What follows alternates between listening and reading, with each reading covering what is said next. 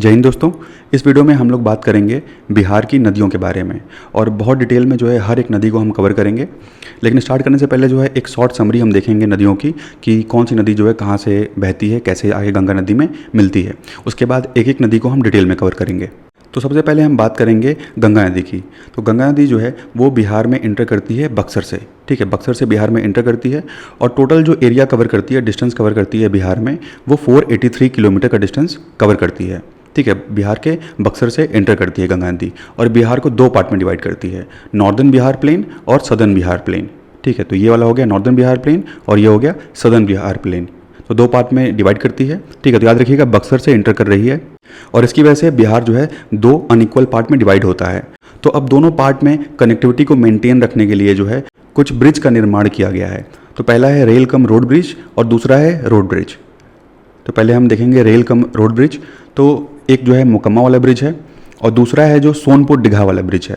सोनपुर दीघा वाले ब्रिज को हम जेपी सेतु भी बोलते हैं और इसकी जो लंबाई है वो 4556 मीटर है। ठीक है, लगभग 4.5 किलोमीटर ये लंबा है और जेपी सेतु के नाम से इसको जानते हैं। और ये ब्रिज जो है वो दीघा घाट जो कि पटना में पड़ता है, पटना को कनेक्ट करता है किससे? सोनपुर से। तो सोनपुर में है पहलेजा घाट। ठीक है, यहाँ देखिए सोनपुर में है पहलेजा घाट, तो पहलेजा घाट को ये कनेक्ट करता है दीघा घाट जो कि पटना में पड़ता है। और ये सेकंड लॉन्गेस्ट रेल ब्रिज है। ठीक है, इंडिया का सेकंड लॉन्गेस्ट रेल ब्रिज है। जो पहला है वो कौन सा है? तो बोगीबील है और ये आसाम में पड़ता है। उसके बाद जो तीसरा ब्रिज है वो है मुंगेर जमालपुर ब्रिज और इसको हम श्री कृष्ण सेतु के नाम से भी जानते हैं। उसके बाद बात करते हैं रोड ब्रिज की। तो दो रोड ब्रिज है, पहला है भागलपुर नौगछिया और इसको हम बोलते हैं विक्रमशिला सेतु। ठीक है, भागलपुर में ये पड़ता है और ये फिफ्थ लॉन्गेस्ट ब्रिज है पानी पे और इसकी लंबाई जो है वो 4700 मीटर यानी 4.7 किलोमीटर ये लंबा है। उसके बाद जो सेकंड रोड ब्रिज है वो हाजीपुर पटना वाला जिसको हम बोलते हैं महात्मा गांधी सेतु और इसकी लंबाई जो है वो 5750 मीटर है। ठीक है, 5750 मीटर ये लंबा है। तो जो सबसे लंबा ब्रिज है वो है अटल सेतु। अटल सेतु महाराष्ट्र में पड़ता है और इसकी लंबाई जो है वो 21,800 मीटर है। ठीक है, 21.8 किलोमीटर लंबा है। और जो सेकंड लॉन्गेस्ट ब्रिज है वो है धोला सदिया ब्रिज जो कि आसाम में पड़ता है और इसकी लंबाई है 9150 मीटर और इसको हम भूपेन हजारिका सेतु के नाम से भी जानते हैं। तीसरा है दिबंग रिवर ब्रिज और ये अरुणाचल प्रदेश में है और इसकी लंबाई 6.2 किलोमीटर है। और चौथे पे हमारा महात्मा गांधी सेतु ब्रिज है जिसकी लंबाई 5750 मीटर है। तो हम नदियों के ड्रेनेज सिस्टम के बारे में बात करते हैं। तो गंगा नदी जो है वो बिहार को दो पार्ट में डिवाइड कर रही है, पहला हो गया आपका नॉर्दर्न वाला और दूसरा हो गया सदर्न वाला। तो जो नॉर्थ में जो नदियां हैं वो कहाँ से आती हैं, उनका सोर्स क्या है? तो हिमालय। अगर आप बिहार के मैप में देखेंगे तो नॉर्थ साइड में जो है हिमालय प्रेजेंट है और साउथ में छोटा नागपुर प्लेटू प्रेजेंट है।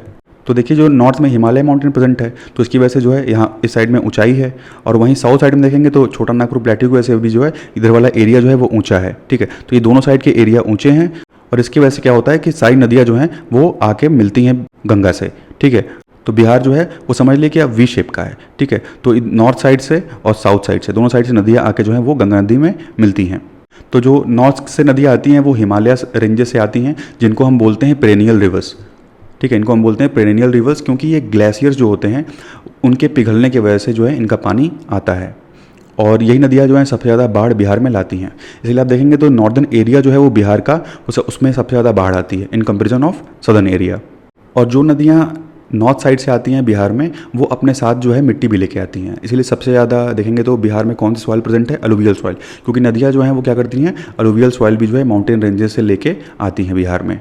और वो जो सॉइल है वो इतने ज़्यादा अमाउंट में आ जाता है कि कभी कभी क्या होता है कि सिल्टिंग कॉज कर देता है। यानी जैसे मान लीजिए गड्ढा था और यहाँ से नदी जो है फ्लो कर रही थी, लेकिन अब इसी में क्या हुआ कि नदी जो है वो तो मिट्टी लेके आने लगी, तो धीरे धीरे ये गड्ढा जो है वो भरता जाएगा और उसके बाद वो नदी जो है वो अपना रास्ता एक टाइम के बाद चेंज कर देगी जब वो गड्ढा भर जाएगा। तो इसी की वजह से नए नए नदियों के जो चैनल्स हैं वो फॉर्म होते रहते हैं और इसी की वजह से बाढ़ जो है वो ज़्यादा आती है और इसी रीजन की वजह से लेक्स का भी फॉर्मेशन होता है। ठीक है, अब नदी जैसे यहाँ से बह रही थी लेकिन अपना जो है ट्रैक चेंज कर दी, जैसे यहाँ से ट्रैक चेंज हो गया इसका, तो अब जहाँ जो पानी इकट्ठा हो जाएगा वो लेक फॉर्म कर देगा। उसके बाद जो नदियाँ सदर्न बिहार से निकलती हैं वो कहाँ से निकलती हैं? तो छोटा नागपुर प्लेटू के एरिया से निकलती हैं। केवल जो सोन नदी है वो निकलती है अमरकंटक पर्वत से जो कि छत्तीसगढ़ में पड़ता है। इसको छोड़ के बाकी सारी नदियाँ जो हैं वो छोटा नागपुर वाले जो एरिया है वहाँ से आती हैं। और ये नदियाँ जो हैं ये डिपेंडेंट किस पे हैं? रेन पे डिपेंडेंट है, बारिश पे। जब बारिश होता है तो उसमें पानी ज़्यादा हो जाता है, बारिश नहीं होती है तो इसका जो पानी का लेवल है वो कम हो जाता है। और इसीलिए जो है ये केवल रेनी सीजन में आपको जो है इसमें ज़्यादा पानी दिखेगा, और अगर रेनी सीजन नहीं है तो उसमें पानी की जो अमाउंट होगा वो कम होगा। ठीक है, तो जो नदर्न रिवर्स हैं वही मेन कॉज हैं किसका, फ्लड का। तो हम बात करेंगे जो नॉर्दर्न साइड से जो रिवर्स आती हैं उनके बारे में। तो सबसे पहले है घाघरा रिवर। घाघरा रिवर को सरयू नाम से जानते हैं, देहुआ नाम से और गोगरा नाम से भी जानते हैं। तो देखिए बीपीएससी में जो है एक बार गंडक रिवर के बारे में पूछा था कि गंडक रिवर को जो है और किस नाम से हम जानते हैं, तो नारायणी नाम से या सालग्रामी नाम से भी जानते हैं। तो जो घाघरा रिवर है उसका नाम सरयू, देहुआ और गोगरा, इन तीनों नाम से घाघरा नदी को जानते हैं। घाघरा की जो इंपॉर्टेंट ट्रिब्यूटरी है वो दाहा और छोटी गंडक है। ठीक है, दाहा और छोटी गंडक इसकी इंपॉर्टेंट ट्रिब्यूटरी है। अब बात करें गंडक की, तो गंडक को जो है सप्त गंडकी भी बोलते हैं। क्यों? क्योंकि 7 नदियों के स्ट्रीम से मिलके जो है बनती है गंडक नदी। तो ये 7 नदियाँ जो हैं वो नेपाल में ही इसको ज्वाइन करती हैं और 7 नदियों से मिलके बनती है गंडक रिवर, इसलिए इसको हम सप्त गंडकी भी बोलते हैं। और गंडक नदी का नाम क्या है? नारायणी और सालग्रामी। ठीक है, याद रखिएगा, नारायणी और सालग्रामी नाम से भी जानते हैं गंडक रिवर को। और गंडक नदी पे बांध का भी निर्माण किया गया है बाघा से पटना के बीच में, ताकि बाढ़ को जो है रोका जा सके। और गंडक नदी से नेपाल के त्रिवेणी में 2 नदियाँ मिलती हैं, पंचानंद और सोनहा। ठीक है, पंचानंद और सोनहा नदी जो है वो नेपाल के त्रिवेणी में गंडक नदी को ज्वाइन करती है। और गंडक रिवर पे जो है 2 इरिगेशन कैनल्स भी हैं। पहला है त्रिवेणी कैनल जो कि चंपारण में है, और दूसरा है सारण कैनल जो कि सारण में पड़ता है। ठीक है, अब बात करते हैं बूढ़ी गंडक। बूढ़ी गंडक जो है वो निकलती है सोमेश्वर रेंज से, सोमेश्वर की पहाड़ियों से निकलती है बूढ़ी गंडक, और ये जो है इसको हम शिकराना के नाम से भी जानते हैं। ठीक है, शिकराना रिवर भी इसको बोलते हैं। और बूढ़ी गंडक जो है वो स्नो फेड रिवर नहीं है। ठीक है, बाकी तो ग्लेशियर से निकलती हैं, लेकिन बूढ़ी गंडक ग्लेशियर से नहीं निकलती है। और ये गंडक का आप देखिए मैप में, गंडक का ये पुराना कोर्स था। ये बूढ़ी गंडक वाला जो कोर्स है ये गंडक का जो है पुराना कोर्स हुआ करता था। नेक्स्ट हम बात करेंगे कोसी रिवर के बारे में। तो देखिए जो कोसी रिवर है उसको हम बोलते हैं सौरो ऑफ बिहार, या उसको हुआंग हो ऑफ बिहार भी बोलते हैं।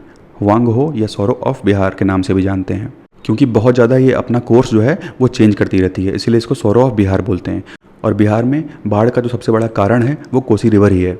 और कोसी रिवर को संस्कृत शब्द में कौशिका कहा गया है। ठीक है, संस्कृत में इसको कौशिका कहा गया है। और कोसी रिवर जो है वो एंटीसीडेंट रिवर है।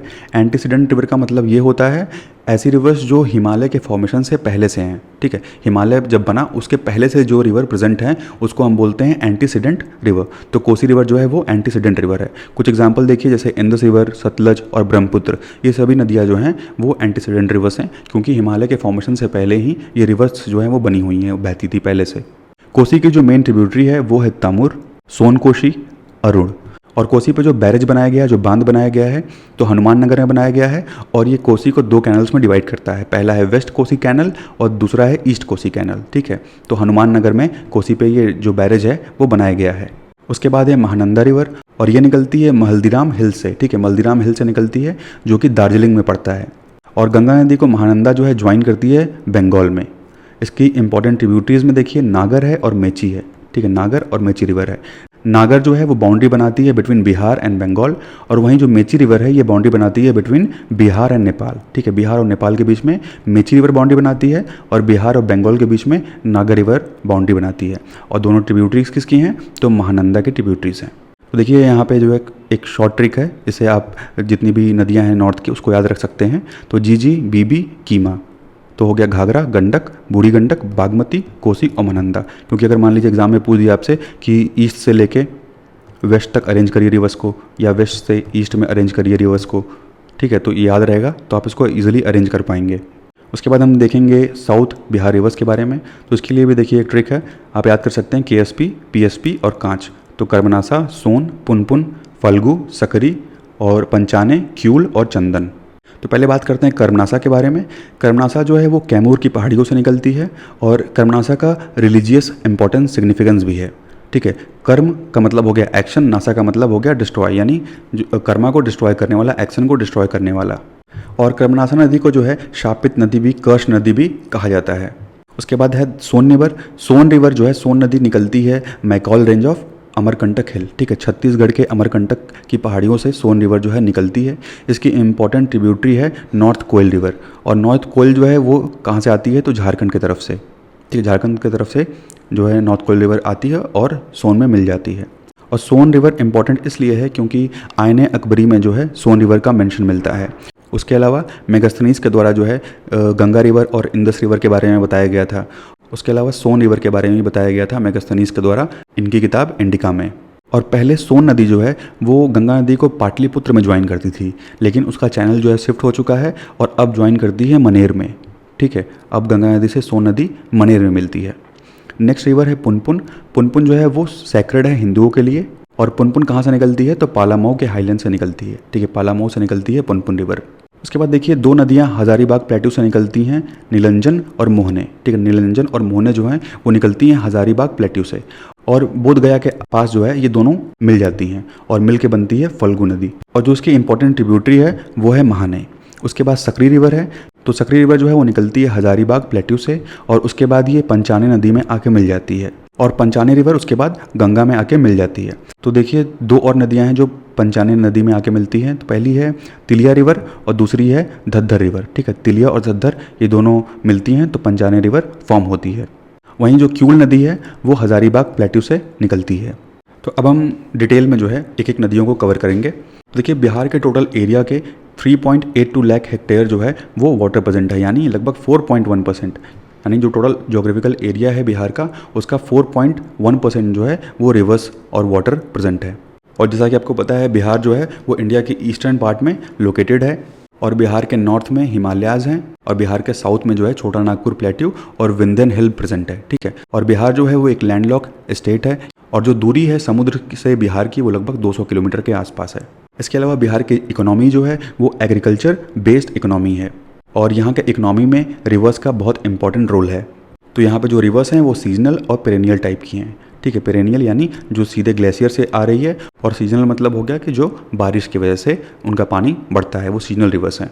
और गंगा नदी बिहार को दो अनइक्वल पार्ट में डिवाइड करती है, इसीलिए हम नदन बिहार प्लेन और सदन बिहार प्लेन जो है कहते हैं। तो पहले हम बात करेंगे नदन बिहार रिवर्स के बारे में। तो देखिए गंगा नदी में नॉर्थ साइड से आके जो है कई नदियाँ मिलती हैं, जैसे बूढ़ी गंडक है, गंडक हो गई, महानंदा, कोसी और घाघरा हो गई। इसके अलावा कमला बालन और बागमती अधवरा ये पहले कोसी नदी में आके मिलती हैं, उसके बाद कोसी नदी जो है वो आके गंगा नदी में मिल जाती है। ठीक है, ये नाम याद रखिएगा, बूढ़ी गंडक है, गंडक है, महानंदा, कोसी और घाघरा है।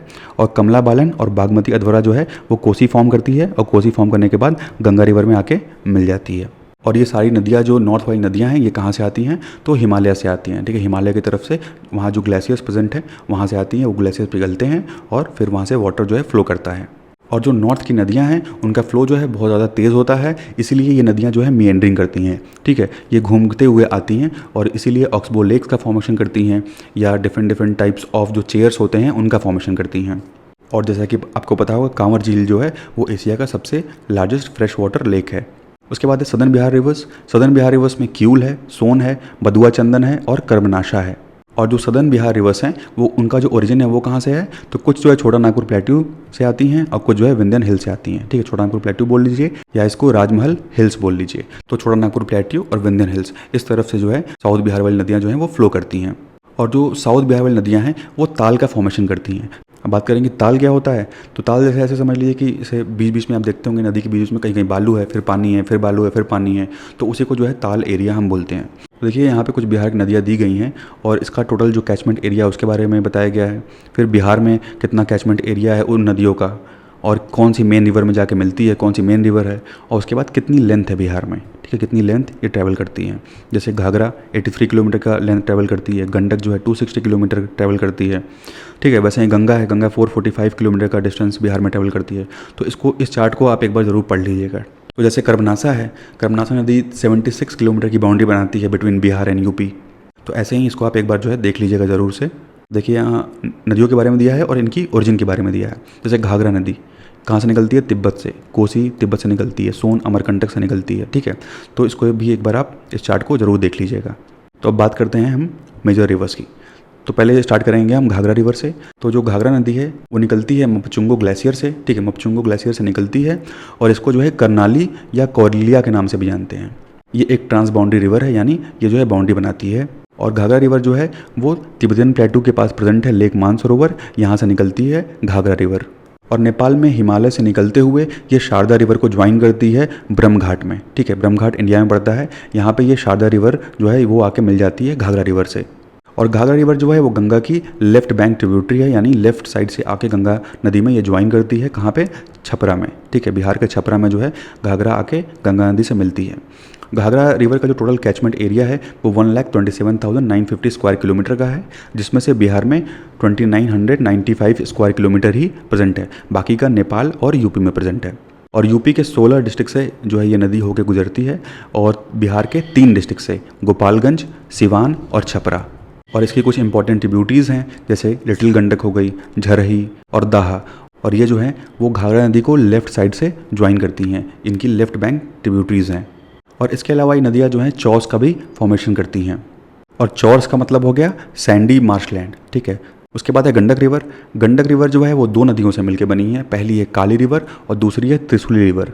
तो काली और त्रिशूली इन 2 नदियों से मिलकर बनी है गंडक रिवर, और नेपाल के हिमालय रेंजेस से ये निकलती है, और जहाँ से निकलती है वहाँ से लेके इंडिया में एंटर करने तक इसको हम जानते हैं नारायणी रिवर के नाम से। ठीक है, गंडक को नारायणी रिवर के नाम से जानते हैं। और पटना के सोनपुर में ये गंगा रिवर से आके मिल जाती है। ठीक है, तो 765 किलोमीटर का डिस्टेंस ट्रैवल करने के बाद ये आके सोनपुर में जो है गंगा नदी से मिलती है। और आपने सुना होगा कि सोनपुर का मेला भी लगता है। ठीक है, तो बताइएगा सोनपुर का जो मेला लगता है वो किससे संबंधित है, कमेंट में आप बताइएगा। अब देखिए जो गंडक रिवर है वो बूढ़ी गंडक के पैरेलल ही फ्लो करती है। ठीक है, मैप में आप देखेंगे तो जैसे गंडक रिवर फ्लो कर रही है उसके पैरेलल ही जो है वो बूढ़ी गंडक भी फ्लो करती है। तो ये सब नदियाँ जो हैं जब ये बहती हैं हिमालय से जब आती हैं तो सॉइल लेके आती हैं अपने साथ। जैसे मान लीजिए कि ये नदी का जो है ट्रैवल करने का रास्ता था, तो अपने साथ जब ये सॉइल लेके आएगी तो धीरे धीरे सॉइल जो है वो क्या होगा, डिपॉजिट होते जाएगा और भरते जाएगा। फिर एक टाइम ऐसा आएगा कि पूरा ये जो है एरिया भर जाएगा, और ये नदी क्या करेगी, अपना एरिया फिर यहाँ से बहने लगेगी, या फिर अपना एरिया जो है वो चेंज कर देगी। इसी के वजह से जो है फ्लड बहुत ज़्यादा बिहार में आता है।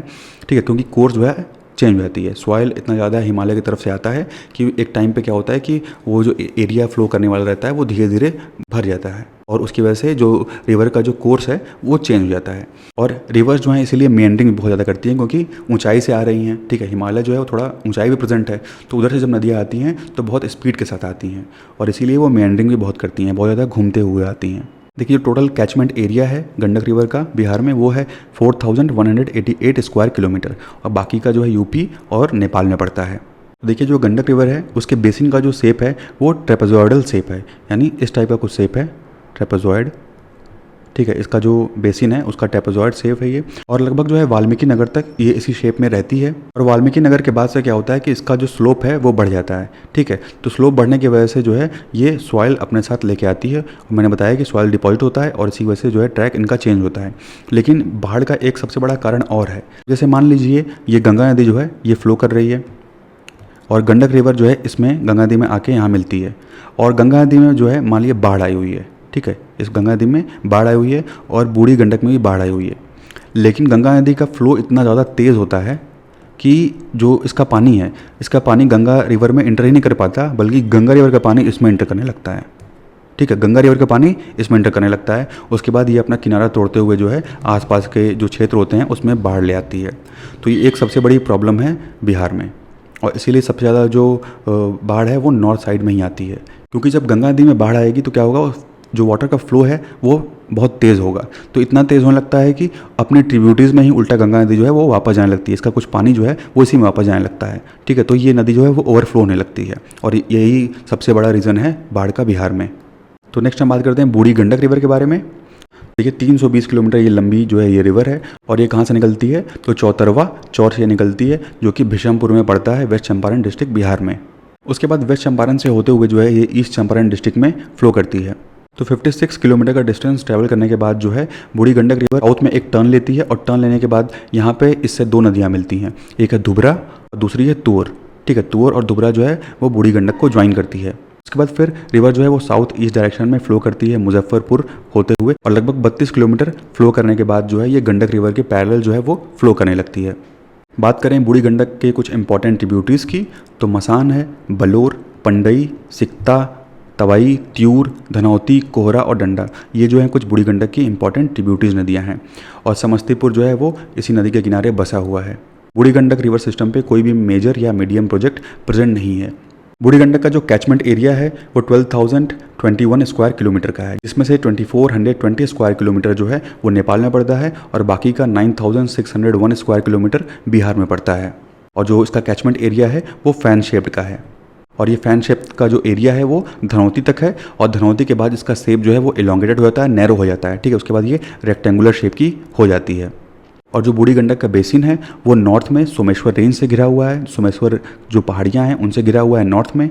बागमती बेसिन इसके ईस्ट में है, और गंडक रिवर बेसिन जो है इसके वेस्ट में पड़ता है, और जो मेन गंगा स्टेम है वो इसके साउथ में पड़ती है।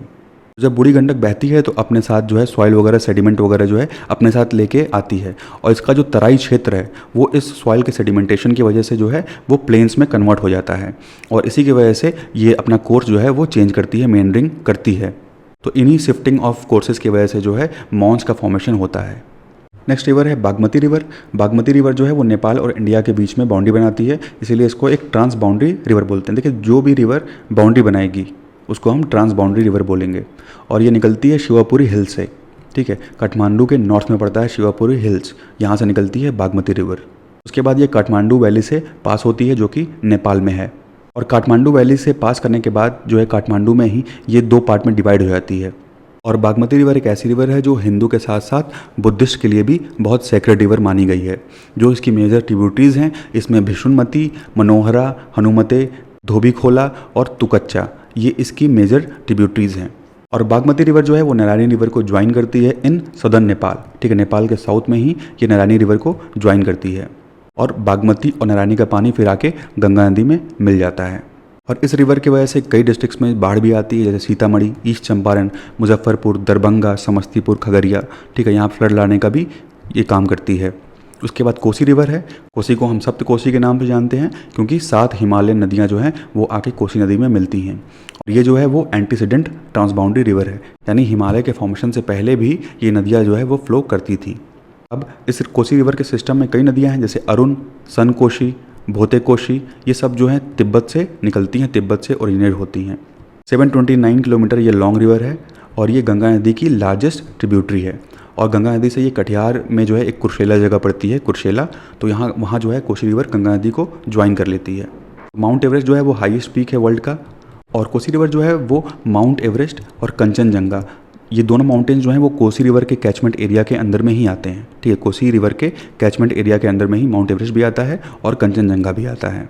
कोसी की सबसे इंपॉर्टेंट ट्रिब्यूटरी है बागमती, ठीक है। बागमती जो है इसकी सबसे इंपॉर्टेंट ट्रिब्यूटरी है, और लगभग 250 साल में देखेंगे तो कोसी रिवर ने अपना जो कोर्स है वो लगभग 120 किलोमीटर शिफ्ट किया है ईस्ट से वेस्ट, ठीक है। तो पहले ईस्ट में ये फ्लो करती थी, लेकिन शिफ्ट करते करते जो है ये अब वेस्ट में फ्लो करती है। तो ईस्ट से वेस्ट लगभग अगर आप देखेंगे तो 250 साल में 120 किलोमीटर टोटल डिस्टेंस जो है इसने अपना एरिया जो है वो चेंज किया है। और सबसे ज़्यादा बाढ़ लाने वाली नदी भी कोसी नदी है, इसीलिए इसको बोलते हैं सौरो ऑफ बिहार।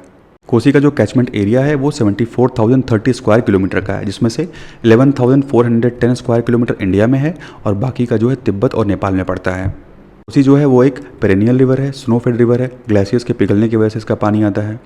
और कोसी जो है वो किन किन डिस्ट्रिक्ट से बिहार में होकर गुजरती है, तो मधुबनी, दरभंगा, सहरसा, सुपौल, मधेपुरा, अररिया, पूर्णिया, कटिहार, भागलपुर और खगड़िया, इन डिस्ट्रिक्ट से जो है होकर गुजरती है कोसी रिवर। अब कुछ इसके फ्लड प्रोन एरिया हैं जो कि इस नदी के लेफ्ट साइड में पड़ते हैं, जैसे सुपौल, सहरसा, मधेपुरा, अररिया, पूर्णिया, कटिहार। और राइट बैंक की बात करें तो मधुबनी है, दरभंगा है, खगड़िया है, ये सारे जो एरियाज़ हैं वो फ्लड प्रोन एरियाज़ हैं। उसके बाद है महानंदा रिवर। महानंदा रिवर भी एक ट्रांस बाउंड्री रिवर है, और ये बिहार और वेस्ट बंगाल के बीच में जो है बाउंड्री बनाती है। उसके बाद ये बांग्लादेश में फ्लो करती है। गंगा नदी की महानंदा जो है वो एक इम्पॉर्टेंट ट्रिब्यूटरी है।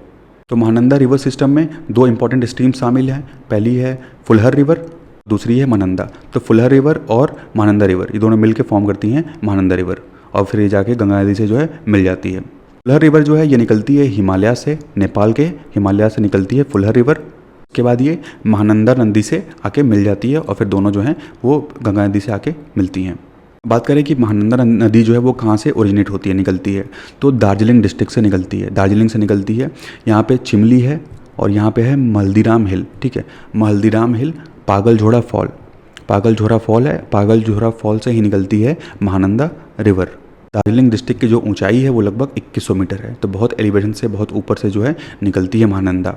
और महानंदा जो है ये महानंदा वाइल्ड लाइफ सेंचुरी से गुजरती है। उसके अलावा ये जलपाईगुड़ी डिस्ट्रिक्ट को भी टच करती है, और गंगा से गोदावरी में मिलती है, जो कि बांग्लादेश के नवाबगंज डिस्ट्रिक्ट में पड़ता है। बांग्लादेश के नवाबगंज डिस्ट्रिक्ट में गंगा नदी से मिल जाती है महानंदा। नेक्स्ट है कर्मनासा रिवर। कर्मनासा रिवर जो है वो भी गंगा की ट्रिब्यूटरी है।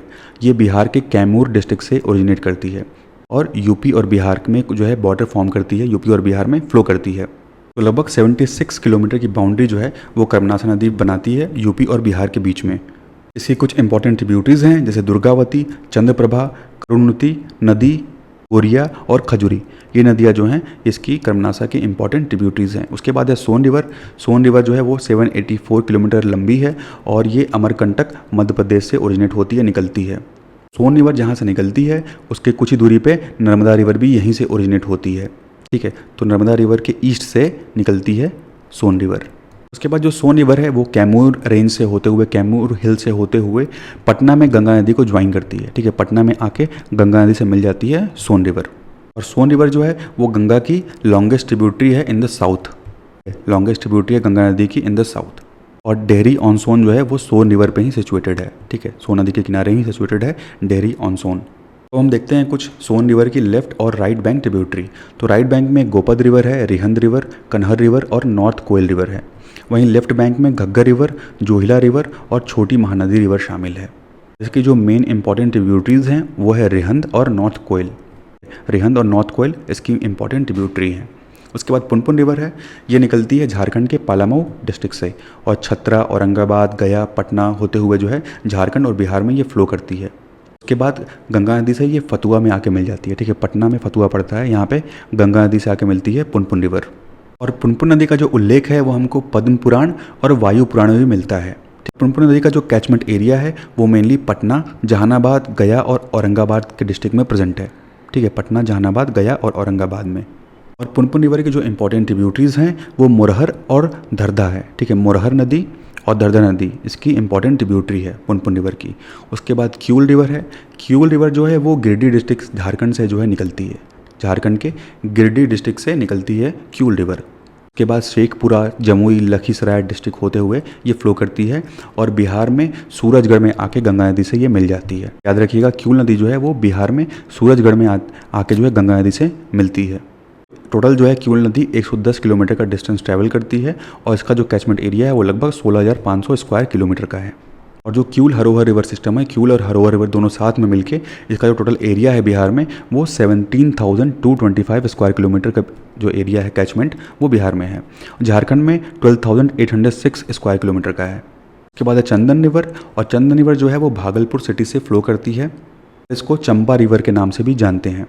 चंदन रिवर के बेसिन में आप देखेंगे तो दो नदियाँ प्रेजेंट हैं, एक है चंदन रिवर और दूसरी है चीर रिवर, ठीक है। ये दोनों साथ ही मिलकर फ्लो करती हैं। जो रिवर बिलासी है ये ऑलमोस्ट चंदन रिवर के जो है पैरेलल फ्लो करती है, ठीक है, इसके लेफ्ट साइड में। उसके बाद गंगा में मिलने से पहले चंदन रिवर में आके ही बिलासी नदी मिल जाती है, फिर ये दोनों साथ मिलके गंगा नदी में आके गिर जाते हैं। चंदन रिवर जो है वो झारखंड के देवघर से निकलती है, ठीक है। इसका जो ओरिजिनेशन है वो झारखंड के देवघर से निकलती है। 110 किलोमीटर का डिस्टेंस ट्रैवल करने के बाद दो पार्ट में ये डिवाइड हो जाती है। दो स्मॉल चैनल जो हैं ये फॉर्म कर लेती है, वो गंगा नदी में आके जमुई नाला में मिल जाती हैं। चंदन रिवर के जो इंपॉर्टेंट ट्रिब्यूटरीज हैं उसमें उरनी, कुलदर और छतरी, ये नदियाँ जो हैं वो चंदन रिवर की इंपॉर्टेंट ट्रिब्यूटरीज हैं। तो इस वीडियो में बस इतना ही दोस्तों। Thank you and thanks for watching.